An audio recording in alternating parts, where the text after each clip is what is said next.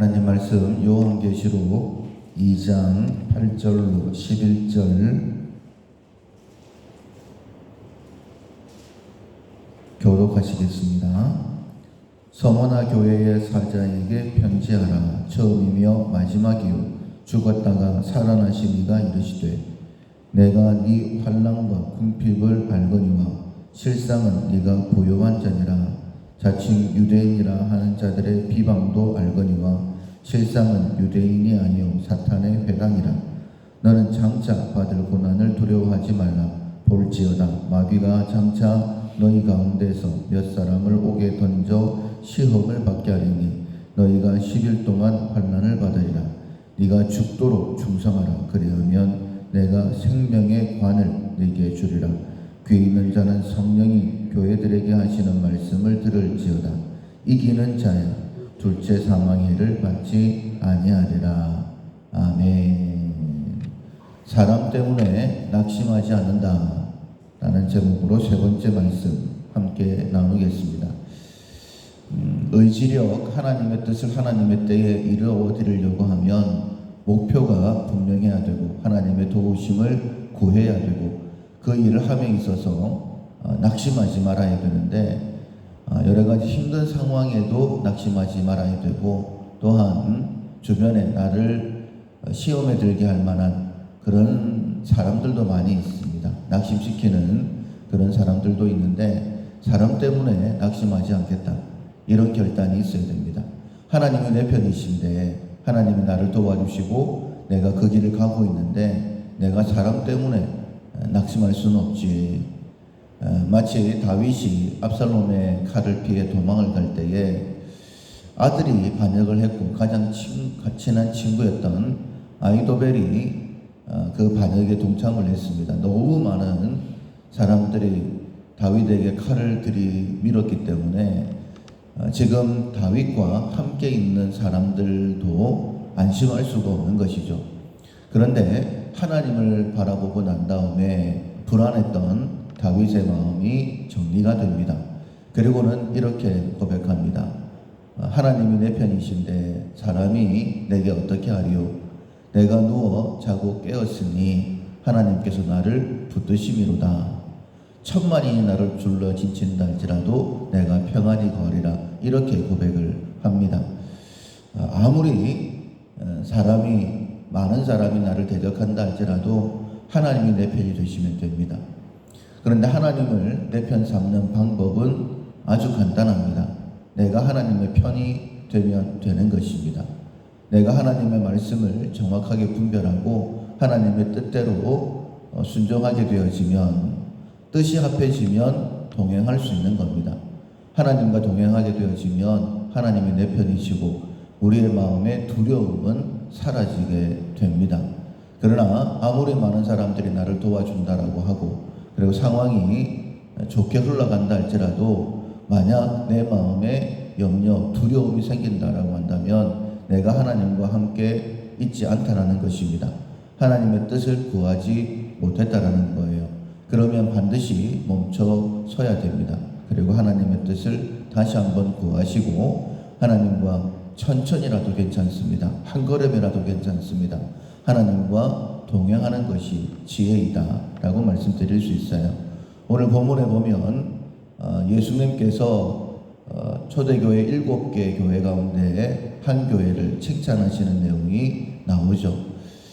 그럴듯한 교회들은 책망을 많이 받았는데 오히려 연약해 보이는, 그러나 지금 우리들에게는 참 좋은 교회라고 그렇게 인식되어 있는 서머나 교회에 대한 말씀이 나옵니다. 서머나 교회는 비방도 많았어요. 그리고 굉장히 약했었습니다. 그런데 칭찬받은, 책망이 없는 교회, 그렇게 우리가 알고 있지 않습니까? 이 서머나 교회에 대하여 말씀을 하십니다. 9절에 보면 내가 네 환난과 궁핍을 알거니와 실상은 네가 부요한 자라. 보기에는 환난과 궁핍이 있었어요. 그런데 하나님께서는 네가 부요한 자다 이렇게 말씀을 하십니다. 하나님께서 우리를 인정하시는 것이 가장 중요합니다. 눈에 보이는 것도 사람의 평가도 아닙니다. 하나님께서 나를 뭐라고 말씀하실까? 이것을 먼저 생각하셔야 됩니다. 뿐만 아니라 자칭 유대인이라는 자들의 비방도 내가 알고 있다. 그러니까 그러니까 유대인들이 보면서 서머나 교회 그냥 하찮게 봤다라는 거예요. 그리고 이런저런 안 좋은 이야기들을 크게 만들어서 비방을 했던 것 같습니다. 그런데 하나님께서는 말씀하십니다. 그런 비방들 사실 아닌 것 내가 알고 있다. 그 유대인들 오히려 사탄의 배당이다. 내가 그들을 징벌하겠다라고 말씀을 하십니다. 비판하고 판단하는 것은 우리가 절대 해서는 안 되는 일이죠. 그런데 저도 그렇습니다. 입을 열면 내 마음에 안 맞는 사람들에 대해서는 그냥 거침없이 아주 날카로운 칼을 대버리고 이럴 때가 많이 있습니다. 참 조심해야 되는 것이고 하나님의 심판이 있다라고 반드시 생각하셔야 됩니다. 뿐만 아니라 10절에 보면 장차 받을 고난도 두려워하지 마라. 고난도 있게 된다라고 말씀하셨어요. 그리고 10일 동안 시험을 받게 된다. 이 10일이라는 것은 정말 10일일 수도 있겠지만은 온전한 완전한 이런 의미를 가지고 있기 때문에 계속해서 시험을 받을 수 있다. 이렇게 말씀을 하십니다. 그런데 그때에 네 마음 흔들리지 말고, 그러니까 유대인의 비방도 있고 환난도 있고 핍박도 있지만은 그때에 흔들리지 말고 죽도록 충성하라. 이렇게 말씀을 하십니다. 지금까지 연약한 가운데 참 잘해왔다. 그런데 내가 너에게 생명의 면류관을 예비해 뒀으니까 흔들리지 말고 끝까지 조금만 더 가자. 우리가 마라톤을 할 때에 42.19km 달리는 것이 얼마나 힘듭니까? 그 길을 달리기 위해서 정말 훈련을 많이 하죠. 그리고 그 코스를 달려가는 동안에 정말 죽기 살기로 때로는 고통에 찌든 그런 표정을 짓기도 하죠. 그런데 모두 다가 마지막 결승점을 앞두고는 피니시를 합니다. 굉장히 빨리 뛰죠. 죽을 힘을 다해서 달립니다. 왜냐하면 목적지가 보이기 때문이거든요. 남은 것 없이 다 쏟아내기 위해서 최선을 다하는 것입니다. 우리의 목적도 주님 앞에 섰을 때 칭찬받는 것 아니겠습니까? 만약에 여러 가지 환란이 있다라고 한다면 이제 해 뜰 때가 얼마 남지 않았구나. 지금이 마지막으로 하나님께서 나를 달아보시는 것일 수도 있겠구나. 내가 믿음의 그릇을 하나님 앞에 보여드려야 되겠다. 이러고는 죽도록 충성할 수 있는, 그런데 만약에 사람 때문에 낙심한다라고 한다면 하나님의 때가 뒤로 미뤄질 수도 있는 것 아니겠습니까? 하나님의 뜻을 하나님의 때에 이루어드리기 위해서 여러 가지 준비하시되, 특별히 오늘까지는 사람 때문에 낙심하지 않는다라는 실천사항을 기억하시고 훈련하고 하나님의 쓰심에 더 합당하게 준비되어지는 우리가 되기를 축원합니다. 아멘. 찬송가 324장 예수 나를 오라네 324장 찬양하시겠습니다. 예수 나를 오라하네 예수 나를 오라하네 어디든지 주를 따라 주와 같이 가려네 주의 인도하심 따라 주의 인도하심 따라 어디든지 주를 따라 주와 같이 가려네 겟세마네 동산까지 주와 함께 가려 하네 피땀 흘린 동산까지 주와 함께 함께 가려네.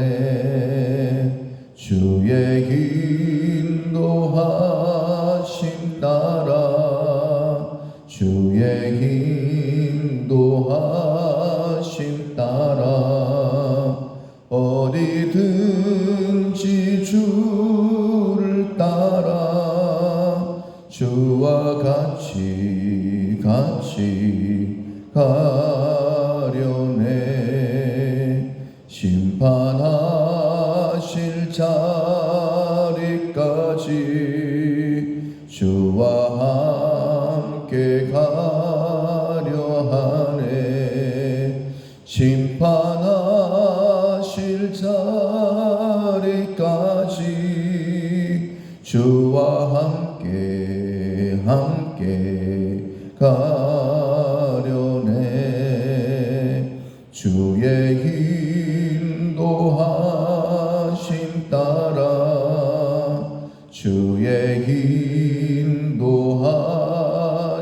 따라 어디든지 주를 따라 주와 같이